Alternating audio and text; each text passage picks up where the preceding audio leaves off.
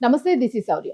ఒకప్పుడు ప్రాస్టిట్యూషన్ లేదా వ్యభిచారము. సో ఇది కొన్ని వీధుల తర్వాత ఊర్ల చివర్లలోనే ఉండేది. ఎవరో చాలా సీక్రెట్‌గా వెళ్లి వస్తూ ఉండేవారు. బట్ ఈ ప్రాస్టిట్యూషన్ లేదా వ్యభిచారం అనేది ఇప్పుడు రోడ్డు మీదకే వచ్చేసింది. చాలా మంది సాదా సీదా మహిళలను అంటే ఎవరైనా నార్మల్‌గా వెళ్ళే వాళ్ళని కూడా యువత ఎలా ఏడిపిస్తూ ఉన్నారు. నీ రేట్ ఎంత అని ఎలా అడుగుతున్నారు. అలాంటి టైంలోన చాలా బాధించబడుతూ ఉంటారు మహిళలు. సాధారణంగా అంటే కుటుంబానికి లేదా కుటుంబ వ్యవస్థకి విలువలనిచ్చే వాళ్ళకి చాలా హర్టింగ్‌గా అనిపిస్తుంది. ఇదేంటి ఇలా అడిగారు, నాలో ఏమైనా లోపం ఉందా అని. సో, ఇలాంటి అనుభవాలను చవిచూస్తున్నవారు మేబీ మరి కంప్లెయింట్ చేశారా? లేకపోతే దాన్ని అబ్జర్వ్ చేస్తున్నారో తెలీదు గానీ, మల్కాజ్‌గిరి సీపీ సుమతి గారు దీనిలోన ఒక కీలకమైన టైమ్‌ని స్పెండ్ చేసి దానికి సంబంధించి కొన్ని డీటెయిల్స్‌నైతే తీసుకొని కొంతమందిని పట్టుకున్నారు అని అంటూ ఉన్నారు. సో, అసలు ఆవిడ రోల్ ఏం ప్లే చేశారు? అసలక్కడ ఏం జరిగింది? ఇదైతే తెలుసుకుందాం. మనతో పాటు సీనియర్ జర్నలిస్ట్ దాము బాలాజీ గారు ఉన్నారు. సార్ నమస్తే సార్. నమస్తే. సార్ అంటే ఒక రకంగా వ్యభిచారం అనేదాన్ని మనం కొంత ఆరోగ్యకరమైన వ్యవస్థగా కూడా చెప్తూ ఉంటాం. అంటే ఈ హెచ్ఐవి లాంటివి ఇట్లాంటివి వేరే ఎక్కడెక్కడికో వెళ్ళకుండా దానికి కొన్ని రూల్స్, రిస్ట్రిక్షన్స్ కూడా గవర్నమెంట్ కూడా అప్పుడప్పుడు సజెస్ట్ చేస్తూ ఉంటుంది. సో ఇప్పుడు చూసుకుంటే సుమతి చేసిన ఆవిడ అంటే దేనికి ఆవిడ ఆ టైంలో బస్ స్టాండ్‌లో ఉండి అడిగారు. ఎవరైనా కంప్లెయింట్ చేస్తే వెళ్లి ఒక ఆపరేషన్‌లా చేశారని అనుకోవచ్చా? ఇప్పుడు హైదరాబాద్‌లో ఒక వార్త వైరల్ అవుతుంది. అదేంటంటే మల్కాజ్‌గిరికి హ్మ్. కొత్తగా వచ్చిన కమిషనర్ సుమతి బడుగుల ఆమె ఇంటి పేరు. సో, ఆమె గతంలో అనేక పొజిషన్‌లో పనిచేశారు. హ్మ్. ఇంక్లూడింగ్ ఇంటెలిజెన్స్ వాటిలో కూడా పనిచేశారు. చాలా క్రెడిబిలిటీ ఉన్న ఆఫీసర్ ఆమె. ఓకే. ఆమె స్వయంగా ఈ సెక్స్ వర్కర్ల పరిస్థితి, లేకపోతే స్త్రీల పరిస్థితి అర్ధరాత్రులు హైదరాబాద్‌లో స్త్రీలకు సేఫ్టీ ఎంత స్థాయిలో ఉందనేది ఆమె స్వయంగా తెలుసుకోవడం కోసం మఫ్టీలో వెళ్ళి మామూలు మహిళలాగా దిల్సుఖ్ నగర్ బస్ స్టాండ్ దగ్గర గ్రీన్ బావర్చిన అది హోటల్ ఉంది, బావర్చి హోటల్. అక్కడ ఆమె నిలబడింది. అర్ధరాత్రి 12:30 నుంచి 12 గంటల నుంచి 3:30 గంటల వరకు అక్కడ ఆమె వెయిట్ చేసింది. మిగతా పోలీసులు మఫ్టీలో అక్కడ ఇక్కడ ఉన్నారు. అంటే ఆమెకి సేఫ్టీ కోసం. ఓకే. సో ఇది ఆమె ఒక సెటప్ ప్లాన్ చేసుకొని అక్కడ వెళ్ళింది. కెమెరాలు అవన్నీ ఫిక్స్ అయినాయి. స్పై ఆపరేషన్ లాగా ఒక ఆపరేషన్ చేద్దామని వెళ్ళింది. సో వెళ్ళినాక మామూలుగా దాదాపు 40 మంది యూత్ ఆమె వల్ల పడ్డారు. అంటే బైకుల మీద రావడం, దగ్గరికి రావడం, వస్తావా, నైట్కి రేట్ ఎంత, ఇలాగ మాట్లాడడం.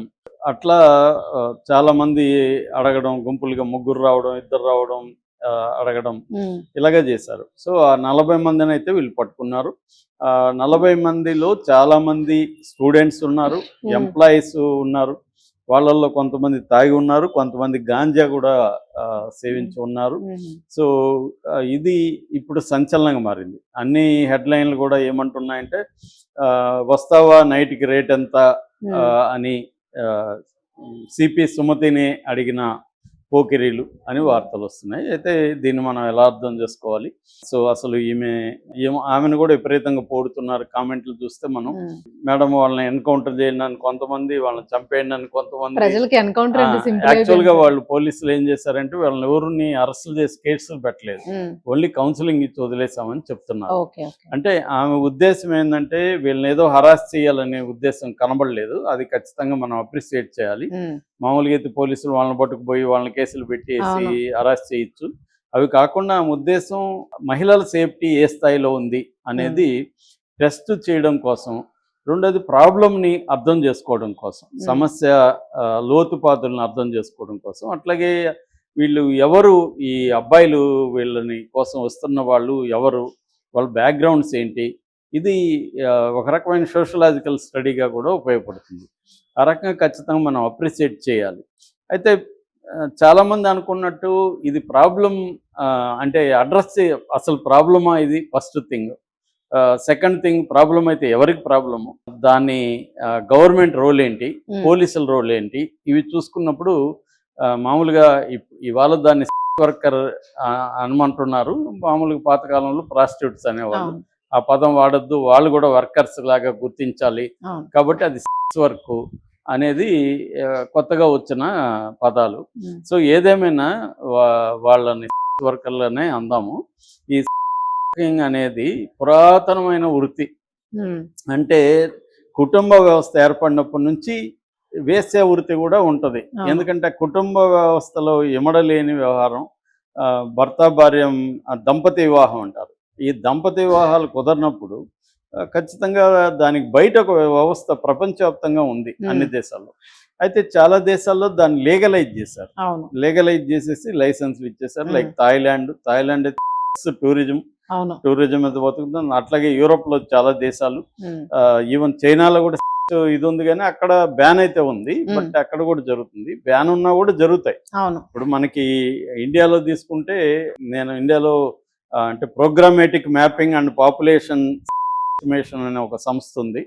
అలాగే నేషనల్ ఎయిడ్స్ కంట్రోల్ సొసైటీ ఉంది. వీళ్ళు ఏం చేస్తారంటే ఈ ని రిజిస్టర్ చేస్తారు, అంటే మ్యాపింగ్ అంటారు. ఈ జనాభా లెక్కలప్పుడే వాళ్ళు మొత్తం సపరేట్ గా ఇది రీసెర్చ్ ఉంటుంది, చేస్తారు.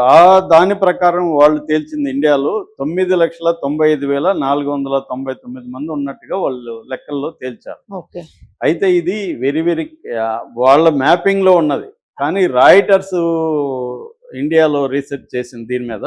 వాళ్ళు చెప్తున్నది 20 మిలియన్ వర్కర్లు ఉన్నారు, అంటే 2 కోట్ల వర్కర్లు ఇండియాలో ఉన్నారు. నేను అనుకోవడం అదే కొద్దిగా రియాలిటీకి దగ్గరగా ఉంటుంది. మినిమం 2 కోట్ల వర్కర్లు అయితే ఉంటారు ఖచ్చితంగా ఇండియాలో. సో ఆ 2 కోట్ల వర్కర్లు ఉన్నారు. దాదాపు 2 లక్షల కోట్లకు పైన వ్యాపారం నడుస్తుంది ఒక అంచనా ప్రకారం దేశంలో. అంటే ఇది 2 లక్షల ఇల్లీగల్ ఇదంతా. అందుకని దీని మీద లీగల్ గా చేయాలనేది కూడా పోరాటాలు నడుస్తున్నాయి. అంటే లీగల్ గా చేయడం వల్ల ఏమవుతుందంటే, ముందు సెక్స్ వర్కర్లకు భద్రత ఉంటుంది, వాళ్ళకి ఐడి కార్డులు ఉంటాయి, హెల్త్ కార్డులు ఉంటాయి, వాళ్ళకి యూనియన్స్ ఉంటాయి, వాళ్ళకి మినిమం రేట్ ఫిక్స్ అవుతుంది. సో అది లీగల్ గా ఉంటుంది. అలాగే వెళ్ళే వాళ్ళకి కూడా ఒక సేఫ్టీ ఉంటుంది. ఇప్పుడు భయపడితే వెళ్ళాలి, దొరికితే ఫోటోలు వస్తాయి బయట. సో పెళ్లి చేసుకోలేరు, గర్ల్ ఫ్రెండ్ పెట్టుకోలేరు. సరే ఏదో డబ్బులు ఉన్నాయి కదా వర్కర్ల దగ్గరికి పోతామంటే క్రిమినల్ అయిపోతుంది. మరి వాళ్ళు ఏం చేయాలి? సో ఇలాంటి రోజు రోజుకి పెళ్లి చేసుకొని వాళ్ళ సంఖ్య బలంగా పెరుగుతుంది, స్త్రీలైనా పురుషులైనా.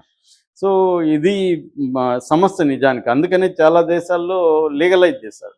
సో దానివల్ల గవర్నమెంట్కి కూడా ఆదాయం వస్తుంది యాక్చువల్గా. ఈ పాయింట్ ఆఫ్ వ్యూ చాలా మంది మాట్లాడుతున్నారు. కానీ లీగలైజ్ చేస్తే ఇంకా అందరూ పోతారు కదా, ఇంకా కుటుంబాలు నాశనం అయిపోతాయని వాళ్ళ సంఖ్య కూడా బలంగానే ఉంది. ఆర్గ్యుమెంట్ కూడా వ్యాలిడిటీ ఉంది. ఇప్పుడు లీగలైజ్ దీనికి భయపడి చాలా మంది పోవాలనుకున్నా పోరు. ఎక్కడ హోటల్లో జరిగితే వద్దులేరా బాబు అని మూసుకొని ఉంటారు ఇంట్లో. ఇక లీగలైజ్ చేశారనుకో హ్యాపీగా అందరూ పోతారు, ఈజీగా పోతారు. ఇంట్లో చిన్న గొడవ అయినా నీతో ఏంటి నాకు సమస్య, కాబట్టి వెళ్తారు కదా.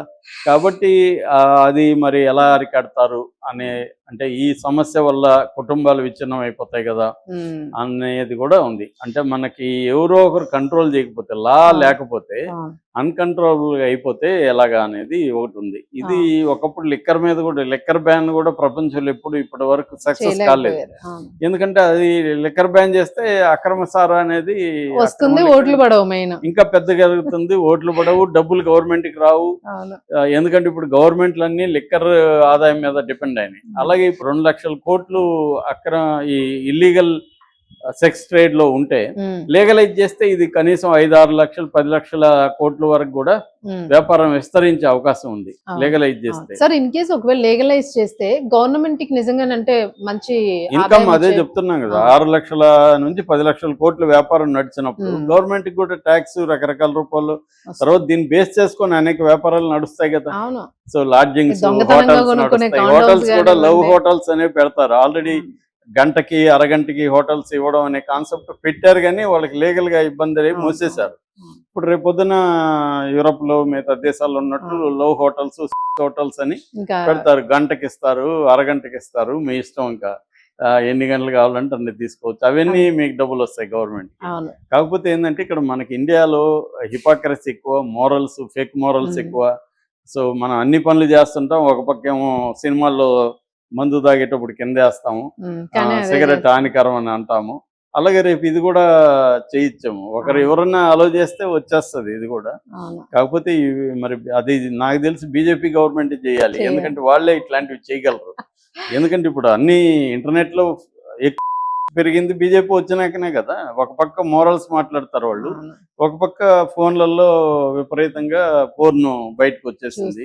సో పోర్నే కాకుండా యాప్లు, ఈ మధ్య చాలా కాలంలో దారుణంగా ఉన్నాయి యాప్లు సార్ వాటి మీద బీజేపీ అసలు వచ్చినాక ఎక్కడ కూడా. పెరిగినంతగా ఎక్కడా లేదు. వాళ్ళు ఏంటంటే అన్ని పైకి మాట్లాడతారు కానీ ఏది చేయరనమాట.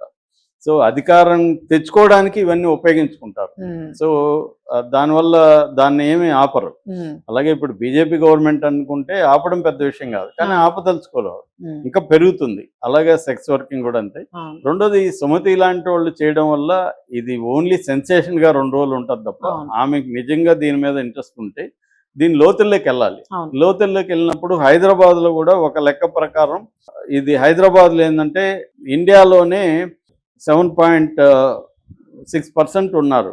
ఇండియాలో బాగా ఎక్కువ ఉండే స్టేట్స్లో హైదరాబాద్ డెన్సిటీ వచ్చి 5th ప్లేస్లో ఉంది పాపులేషన్, అంటే సెక్స్ వర్కర్ డెన్సిటీ. సో ఇప్పుడు ఏంటంటే చాలా చోట్ల ఫర్ ఎగ్జాంపుల్ కూకట్పల్లి మెట్రో దగ్గర ఎన్ని వీడియోలు ఉంటాయి, ఇన్స్టాల్లో కొట్టండి మీరు, అక్కడ రేట్లు ఎంత, నైట్కి ఎంత, ఒకరా ఇద్దరు అని అమ్మాయి అడగడం, ఇద్దరైతే ఎంత, ఒకడైతే ఎంత పెట్టేసి ఉన్నారు వీడియోలంతా. అవును. సో ఇవన్నీ పోలీసులకు తెలియకుండా ఏమి జరగవు, పోలీసులకి వాటా వెళ్లకుండా కూడా జరగవండి. అవును. ఇవన్నీ పోలీసులకు జరుగుతాయి. మరి ఆమె సుమతి గారు ఆపగలరా దీన్ని?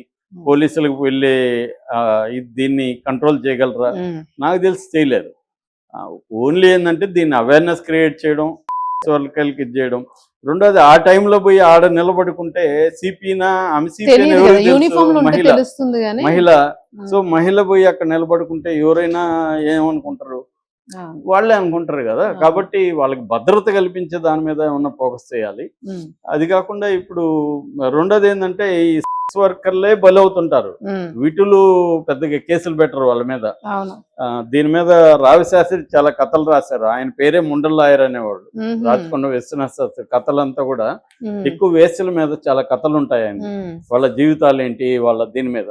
సో దాని మీద ఫోకస్ చేయాలి. ఇప్పుడు ఇలాంటి వాళ్ళు అవును. ట్రాన్స్జెండర్స్ కూడా దాదాపు ఇండియాలో 2-3 lakh సెక్స్ వర్కర్స్ ఉంటారు. ట్రాన్స్జెండర్స్ లో మోస్ట్లీ సెక్స్ వర్కింగ్ చేసేవాళ్ళు. అవును. నేను చాలా మంది డీసెంట్ ట్రాన్స్జెండర్లు కలిసినప్పుడు కూడా ఉమ్, వాళ్ళు మీరు ఎలా అర్న్ చేస్తారంటే సెక్స్ వర్క్ చేస్తాం సార్ అని చెప్పారు వాళ్ళు. ఉమ్, సో కాబట్టి దీన్ని ఎట్లా అడ్రస్ చేస్తారు? ఓన్లీ మోరల్ యాంగిల్లో చేస్తారా, అవును. లేకపోతే లీగల్ యాంగిల్, మోరల్ యాంగిల్ ఈ రెండు ఉన్నాయి. లీగల్ యాంగిల్లో కూడా వీళ్ళు ఏమి సక్సెస్ కారు. ఉమ్, నెంబర్ 1.